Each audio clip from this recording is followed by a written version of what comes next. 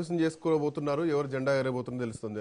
Exactly మీరు చెప్పినట్టు BRS party ఒక్క స్థానం, ఒక్క కార్పొరేషన్ అయినా గెలుచుకుంటుందా, మున్సిపల్ కార్పొరేషన్, లేదంటే మున్సిపాలిటీలను కైవసం చేసుకునేది ప్రస్తుతానికైతే మనకు కనిపిస్తుంది. అంత ట్రెండ్ అయితే బీఆర్ఎస్ పార్టీ నుంచి ఏం కనిపించట్లేదు. బట్ మున్సిపాలిటీల విషయంలో కాంగ్రెస్ వర్సెస్ బీఆర్ఎస్ నడుస్తుంది. ఇంకా క్యాంప్ రాజకీయాలు కూడా ఇప్పటికే స్టార్ట్ అయిపోయినాయి. మీరు అన్నట్టు నిజామాబాద్, కరీంనగర్ ఒకటి భారతీయ జనతా పార్టీ కార్పొరేషన్లు గెలిచేటువంటి అవకాశం ఉంటుంది. ఉన్న 10 కార్పొరేషన్లో 7ంటికి జరుగుతున్నటువంటి ఎన్నిక ఈ సరళిని ఒక్కసారి మనం గమనిద్దాం. రాజిరెడ్డి, వాట్ ఐమ్ సేయింగ్, ఈ ప్రచార శైలి ఎట్లా జరిగిందంటే, రేవంత్ ఉద్దీన్ అన్నారు, ఆ కవల పిల్లలు ఇద్దరిని తీసుకొచ్చారు, వాణి వీణ లాంటి బంధాలు వీళ్ళే అని చెప్పేసి అది కూడా కాంగ్రెస్ పార్టీకి చాలా ఎఫెక్ట్ అయిపోయింది.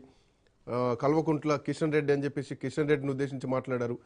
కరీంనగర్కి వెళ్తే బండి సంజయ్ అన్నారు 100 కోట్ల డీల్ జరిగింది, కాంగ్రెస్ పార్టీకి ఎంఐఎంకు 100 కోట్ల డీల్ ఉందని చెప్పేసి ఆయన అన్నారు. సో ఇట్లా రకరకాల ఈక్వేషన్స్ నడిస్తే ఎక్కడ కూడా ఎవరు పెద్దగా అభివృద్ధి మంత్రాలు జపించింది ఏమీ లేదు. ఒకరినొకరు తిట్టుకోవడాలు, బూతు పురాణాలు, తిట్ల పురాణాలు ఇవే జరిగినాయి. సో ఎన్నికలు వస్తున్నాయి అంటే గత కొద్ది కాలంగా మనం చూస్తున్నాం. ఎప్పుడైతే బీసీ రిజర్వేషన్లకు సంబంధించినటువంటి అంశం తెరపైకి వచ్చిందో, గ్రామ పంచాయతీ ఎన్నికలుతో పాటు జెడ్పీటీసీ, ఎంపీటీసీ ఎన్నికలకు సంబంధించినటువంటి అంశం, ఆ తర్వాత గ్రామ పంచాయతీల ఎన్నికలు వచ్చాయి, అక్కడ కూడా బీసీల అంశం వచ్చింది. సో ఈ ప్రచార సరళి చూసినా కానీ, జూబ్లీహిల్స్ ఎన్నికల విషయంలో చూసినా కానీ ఈ మాటల తూటాలు అనడానికి కూడా వీల్లేదు. బూతు పురాణాలు తెలంగాణలో నడుస్తున్నాయి. ఇప్పటిదాకా నేను మాట్లాడినటువంటి మాటలు కూడా ఇవన్నీ చూస్తే సో ఇక్కడ నుంచి ఏమైనా చేంజెస్ ఉంటాయా? ఎందుకంటే రేవంత్ రెడ్డి అంటున్నారు 2029లో జమిలి ఎన్నికలు వస్తే మళ్ళీ నేనే ముఖ్యమంత్రి అవుతా అని చెప్పేసి. సో తెలంగాణ పాలిటిక్స్ని ఎట్లా చూడొచ్చు, ఇంకా భవిష్యత్తులో ఎట్లాంటి పరిణామాలు చూడొచ్చు మనం? అంటే రాజకీయ పార్టీలు అంటే ఒక పార్టీ పైన ఇంకొక పార్టీ దుమ్మెత్తి పోసుకోవడం సహజం. అందులో భాగంగానే ముఖ్యమంత్రి రేవంత్ రెడ్డి అటు బీఆర్ఎస్ను టార్గెట్ చేసినా, ఇటు బీజేపీని టార్గెట్ చేసినా, ఇటు వాణి వీణ కౌల పిల్లలన్నా, అదేవిధంగా బీఆర్ఎస్ బీజేపీ ఒకటి అన్నా కానీ ఆ కోవలోకే వస్తుంది. ఎందుకంటే ప్రజల మైండ్ సెట్ను కాంగ్రెస్ వైపు మళ్లించడానికి రేవంత్ రెడ్డి పకడ్బందీగా ప్లాన్ చేశాడని చెప్పుకోవచ్చు. ఎందుకంటే బీఆర్ఎస్ బీజేపీ ఒకటి, బీఆర్ఎస్ బీజేపీ కవలపిల్లలు లాంటివి. అసలు బీజేపీ కేంద్రంలో అధికారంలో ఉంది, కాళేశ్వరం సంబంధించి సిబిఐకి అప్పగించాము, కానీ ఇప్పటి వరకు కూడా ఎలాంటి చర్యలు తీసుకోలేదు. కిషన్ రెడ్డి కల్వకుంట్ల కిషన్ రావు అని అందుకే అభివర్ణించాడు. ఇదంతా కూడా మనం విమర్శలు చేస్తున్నారు, పొలిటికల్ విమర్శలు అంటే కూడా ప్రజల్లోకి స్పష్టత పోవడానికి, స్పష్టంగా వెళ్ళడానికి ఇటు బీఆర్ఎస్ బీజేపీ ఒకటి, ఇటు కిషన్ రెడ్డి అదేవిధంగా కేసీఆర్ ఒకటి అనే ప్రజల్లోకి తీసుకెళ్ళడానికి ఏకంగా దత్తపుత్రుడు అని చెప్పిండు. కిషన్ రెడ్డి కేసీఆర్కు దత్తపుత్రుడు అని కూడా రేవంత్ రెడ్డి చెప్పినటువంటి దాఖలాలు అయితే కనబడతా ఉన్నాయి. ఇవన్నీ కూడా ప్రజల్లో కాంగ్రెస్ వైపు ఆకర్షితులు చేయడానికి.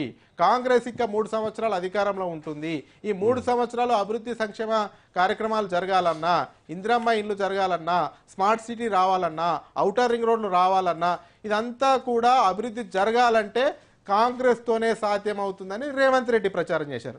మరోవైపు బండి సంజయ్ ఏమో అసలు మొత్తం ఇచ్చేదంతా కూడా కేంద్ర ప్రభుత్వ నిధులే, మున్సిపాలిటీలకైనా గ్రామ పంచాయతీలకైనా ఇచ్చేది కేంద్ర ప్రభుత్వం నిధులే, రోడ్లు వేసినా కేంద్ర ప్రభుత్వమే, సైడ్ రెంట్స్ వేసినా కేంద్ర ప్రభుత్వమే, తన శ్మశాన వాటికలకు కేంద్ర ప్రభుత్వమే, లైట్లు ఇచ్చినా కేంద్ర ప్రభుత్వమే. అసలు కరీంనగర్లో మైనార్టీ పాపులేషన్ ఎక్కువగా ఉంది, మైనార్టీ సంతృప్తికరణ విధానం కోసమే అక్కడ 100 కోట్ల డీల్ జరిగింది.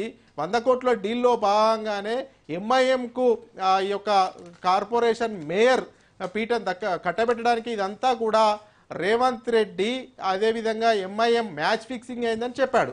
ఆయన కూడా లాజిక్ ప్రకారమే ప్రజల్లోకి తీసుకెళ్లడానికి చెప్పాడు. ఇక్కడ స్పష్టమైన మెజార్టీ బీజేపీకి ఇవ్వాలి, బీజేపీకి ఇవ్వకపోతే ఒకవేళ అంగు వస్తే అంగు వల్ల ఇటు మళ్ళీ కాంగ్రెస్ ఎంఐఎం కలిసే అవకాశం ఉంది.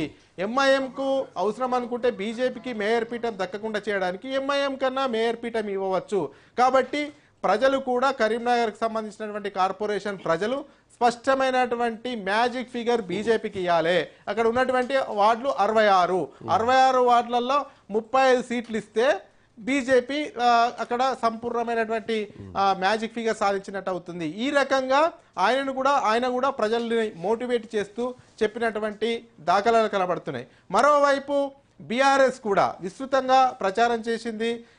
2 సంవత్సరాలు అయింది ప్రజాపాలన ఏర్పడి, పేరుకే ప్రజాపాలన, కానీ ఎక్కడ వేసిన గొంగడి అక్కడే ఉంది, ఎక్కడ కూడా అభివృద్ధి జరగలేదు.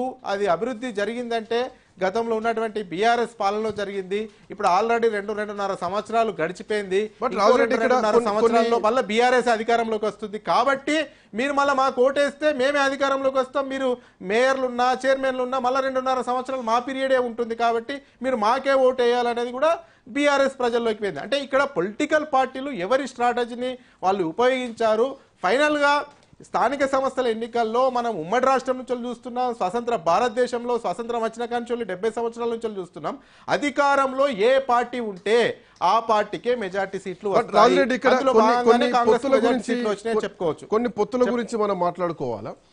సిపిఐ కాంగ్రెస్ పార్టీ కలిసే పోటీకి వచ్చారు. వాళ్ళు ఒకరికొకరు మద్దతునే 2.5 సంవత్సరాల తర్వాత ఈ బంధం ఇక విడిపోయిందని చెప్పాలి. ఇక భవిష్యత్తులో అవసరమైతే మొన్న ఈ కార్పొరేషన్ సంబంధించినటువంటి సీట్ల విషయంలో వీళ్ళిద్దరికీ పొసగలేదు.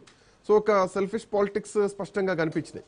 సిపిఎం బీఆర్ఎస్తో కలిసి వేదికను పంచుకుంది, వాళ్ళు కలిసి పోటీ చేసింది కూడా స్పష్టంగా కనిపించింది. నిన్నటి వరకు బీఆర్ఎస్ని విమర్శించినటువంటి సిపిఎం బీఆర్ఎస్తో ఒప్పందాన్ని కుదుర్చుకుంటే, నిన్నటి వరకు కలిసి నడిచినటువంటి సిపిఐ